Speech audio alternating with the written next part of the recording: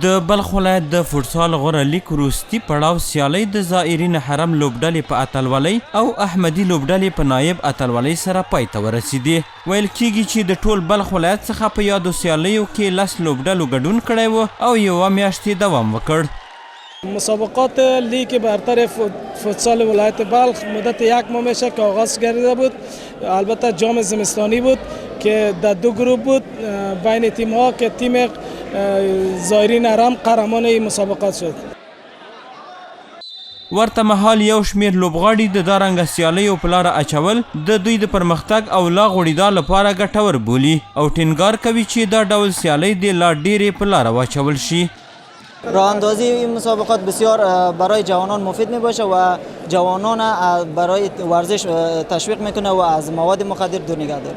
راه اندازی مسابقات بسیار موثر است برای جوانان چون جوانان تشویق میشه و میتونه به سطح جهانی و به راه بیننده ها خود نشان میده و برو به تیم ملی یا به تیم لیگ‌های برتر یا به تیم خارجی.